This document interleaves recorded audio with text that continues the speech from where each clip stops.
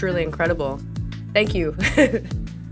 Well, and shout out to the groups that like I'm a part of, but that I'm not actively running, right? Like these groups I name, only one of them, which is Sunday Assembly Atlanta, that's the only one that I'm like actively kind of like running to some degree. These other ones, I am just playing that supporting role, being like, well, I know how to run a website, so I can do that. That's my job. So I can do that on the side to support, this group.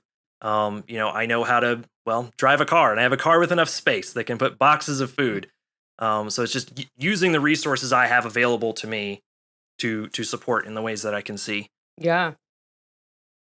The poll working really sticks out because I am, on November 3rd and in primaries before that, and even the Senate runoff that happened afterwards, which happened on January 5th, the day right before the Capitol insurrection in DC.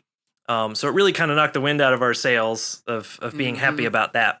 And I didn't mention, but I also canvassed for Warnock, and which that felt really important because the nation's eyes were on Georgia. And so everybody could be doing those phone calls. Everybody could be giving money. But only the people actually in Georgia or nearby could like show up and grab a bunch of flyers and like go somewhere.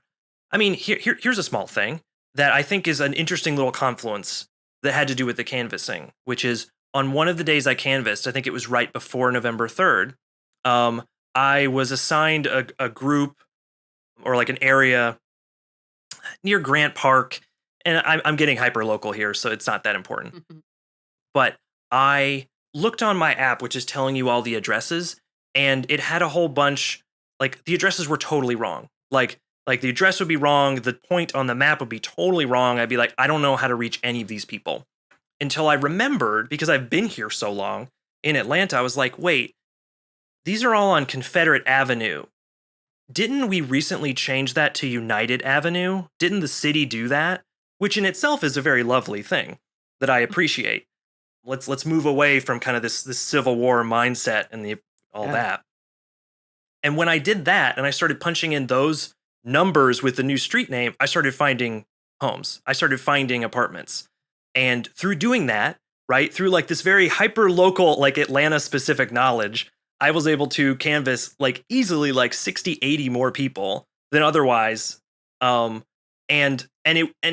Like, again, I was like canvassing, I was passing out flyers for Warnock, canvassing two people of color, and some of which who like were just hanging out and asking me what I was like doing, and just like going, hey, if you want one, like if you haven't voted, like you totally should. And having people who like were nearby were like, no, you gotta vote. You have to do this. So like getting these little conversations happening, like literally getting out the vote. I mean, and one more that I think I already shared that, like in the poll working, being able to check in people, being able to check in folks who talked about having a history of being in the correctional system or incarcerated, and like helping them be able to vote. And that's a double-edged sword, because sometimes that they actually don't end up being able to vote because of laws we have that say felons can't vote, for example.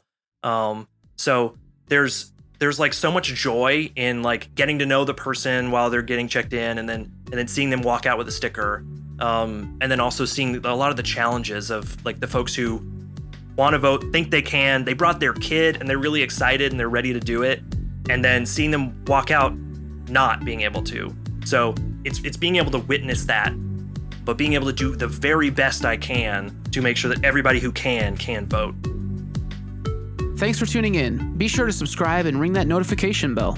During our seasons, we drop new content every Monday, Wednesday, and Friday, so don't miss it. And for the full-length podcast episodes, search Common Strides on your favorite podcast listening platforms. Thanks again for watching and for all your support. We'll see you next time.